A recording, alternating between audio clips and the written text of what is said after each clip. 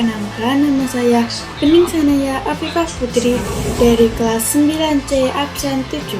Di sini saya akan membacakan monolog yang berjudul Kota Tanpa Buku. Pernahkah kau ke toko buku, perpustakaan, atau taman bacaan? Tidakkah kau merasa istimewa ketika berada di dalamnya?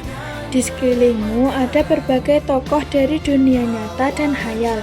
Tempat yang pernah kau kunjungi dan yang belum, informasi dan cerita dari masa lalu, masa kini, dan masa depan.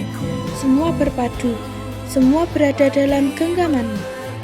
Saat berada di antara buku, tidakkah kau merasa menjadi raja dan ratu? Ruang dan waktu seolah menyatu tanpa batas.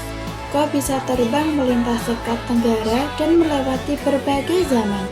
Kau bisa menyelam ke dalam samudera, melayang di angkasa, bercanda dengan aneka satwa, dan berkelana di tengah padatnya kota, juga di rimba raya.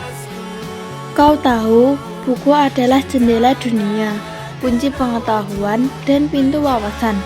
Muhammad Hatta, sang proklamator, berkata, "Aku rela dipenjara asalkan bersama buku, karena dengan buku aku bebas."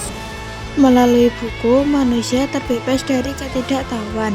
Tempat-tempat yang dipenuhi buku adalah harapan berkembangnya pengetahuan dan wawasan. Apa jadinya jika kota tanpa buku? Pantaskah dia disebut kota? Di kota itu mungkin kabar datang dari sumber lain, dari koran, televisi, atau internet. Mungkin informasi dan cerita datang dari cerita nenek moyang, bagai dongeng-dongeng sebelum tidur. Irama warganya pun tiada beda. Bangun pagi, bertebaran di muka bumi untuk berbagai keperluan, untuk kembali pulang siang atau sore harinya. Setelah itu mereka berangkat tidur dan memulai lagi hari berikutnya. Semua serupa.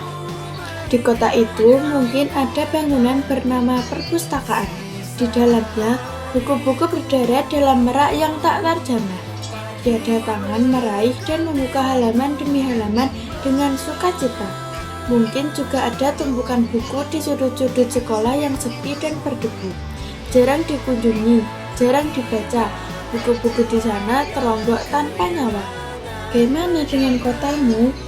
Mungkin kau tinggal di tengah kota yang megah, atau di gang sempit, di desa terpencil, di sisi pesisir, atau di kaki gunung. Adakah perpustakaan, taman bacaan, atau toko buku di dekat rumahmu? Jika ada, apakah tempat itu menjadi wadah berkumpulnya anak-anak dan warga, menjadi pusat berkembangnya wawasan dan pengetahuan, atau hanya menjadi pajangan? Maukah kau menjadi orang yang menghidupkannya? Kau bisa mengunjunginya dan mengajak teman-teman membaca dan berbagi cerita di sana. Jadikan tempat itu sumber kegembiraan dan pengetahuan. Jika tempat itu belum ada, maukah kau menjadi orang yang mulai menghadirkannya? Kau bisa memulainya dari sebuah sudut di teras rumahmu. Ajak teman-temanmu memulai langkah baru. Jangan biarkan waktu berlalu tanpa buku. Siapapun dirimu, bersahabatlah dengan buku. Dia akan menjadi teman setiamu sepanjang waktu.